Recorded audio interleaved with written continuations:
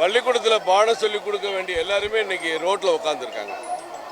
இன்றைக்கே சென்னையில் 3 இடத்துல ஆர்ப்பாட்டம் நடைபெற்று கொண்டிருக்கிறது. ஒவ்வொரு இடத்துல எந்த ஆசிரியர்கள்னு பார்க்க வேண்டியது இருக்குது. இப்போ இங்கே பகுதி நேர ஆசிரியர்கள் இங்கே ஏறத்தாழ தொடர்ந்து போராடிக்கிட்டு இருக்காங்க. 13 ஆண்டுகளா 14 ஆண்டுகளா இன்னைக்கு இருக்கிற முதலமைச்சருடைய தந்தை முன்னாள் முதல்வர் கலைஞர் அவர்களும் இதே வாக்குறுதியை உங்களெல்லாம் நாங்கள் பணி நிரந்தரம் பண்ணுறோன்னு சொல்லி தான் இவங்களை ஏமாத்திருக்காங்க. அதற்கு பிறகு 96, 2016 எல்லா தேர்தலையும் உங்களுக்கு வாக்குறுதி. நீங்கள் பழைய தேர்தல் அறிக்கை எடுத்து பார்த்தீங்கன்னா தெரியும். இப்போ மறுபடியும் முதலமைச்சர் ஸ்டாலினும் தேர்தலில் வாக்குறுதி கொடுத்துருக்கிறாரு. நேரத்தில் அவனுடைய தேர்தல் வாக்குறுதி எண் 181. பகுதி நேர ஆசிரியர்கள்லாம் யார்? அவங்க உடற்பயிற்சி ஆசிரியர்கள், ஓவிய ஆசிரியர்கள், இந்த மாதிரி பல்வேறு துறையில் மாணவர்களை மேம்படுத்துகிறவங்க.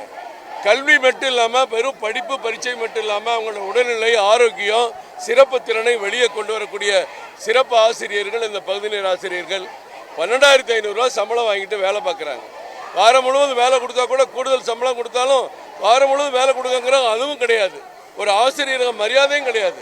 இதில் நீங்கள் நல்லா ஒன்று புரிஞ்சுக்கணும். 12,500 ரூபா அவங்க வாங்குகிற சம்பளத்தில் 10,000 ரூபாய் மத்திய அரசு கொடுக்குது. இவங்க வாங்குற 12,500 ரூபாய் சம்பளத்தில் 10,000 ரூபாய் மத்திய அரசு கொடுக்குற சம்பளத்தை வாங்கி கஷ்டப்பட்டு இன்னைக்கு உள்ள நிலைமையில் 12,500 ரூபாய் எப்படிங்க ஒரு குடும்பத்தை காப்பாற்ற முடியும்? 14 ஆண்டுகள் 15 ஆண்டுகள் போராடுறவங்களுக்கெல்லாம் இன்னைக்கு வயசு 45 வயசு 50 வயசுலாம் ஆயிடுச்சு. பல பேர் உடல்நலி விட்டு மனம் நொந்து போய் உயிரை இழந்திருக்காங்க. அப்படிப்பட்ட இந்த ஆசிரியர்களுக்கு முதலமைச்சர் டெய்லி ஒரு கதை சொல்றாரு. பொய்யாமொழி பொய்யா சொல்றாரு. சொன்னதை செய்யுங்க, ஆனால் நாங்கள் சொல்லாததை செய்வோம்னு கதை விட்டுட்டு இருக்கீங்க.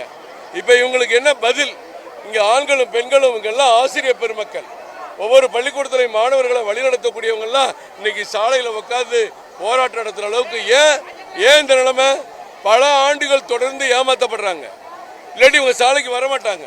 சொன்னதில் ஏதாவது ஒரு சில மாற்றங்களை செஞ்சு 12,500 ரூபாய் 10,000 மத்திய அரசு தருது, நாங்கள் ஒரு 10,000 கொடுக்குறோம், உங்கள் சம்பளத்தை 22,500 ரூபா உயர்த்துறோம், உங்களுக்கு வாரத்தில் முழு நாள் வேலை கொடுக்குறோம், உங்களுக்கு 10 படிகள் மாதிரி அகுலை படிகள் தர்றோம், எவ்வளவோ இருக்குது. ஆனால் எதையுமே நினச்சி பார்க்காம ஒவ்வொரு தேர்தலையும் இவங்களை ஏமாற்றி திமுகவுக்கு வேலை செய்ய வச்சு நாங்கள் ஆட்சிக்கு வந்தால் உங்களை நிரந்தரப்படுத்துகிறோம்னு ஒவ்வொரு முறையும் சொல்லி ஏமாற்றி மோசடி பண்ண திமுக இவங்களுக்கு பதில் சொல்லணும். இது மிகப்பெரிய கண்டனத்துக்குரியது. காவல்துறையும் இன்றைக்கு பல சட்டவிரோத செயல்களெல்லாம் மறந்துட்டு இங்கே இருக்கிற ஆசிரியர்களை கைது பண்ணுறது தான் இன்றைக்கி அவங்களுக்கு முக்கிய பணியாக இருக்குது. இது வன்மையாக கண்டிக்கத்தக்கது. பிளே ஸ்டோர் மற்றும் ஆப் ஸ்டோரில் இருந்து பாலிமர் செயலியை QR கோடு மூலம் பதிவிறக்கம் செய்யுங்கள். செய்திகளை உடனுக்குடன் பெறுங்கள்.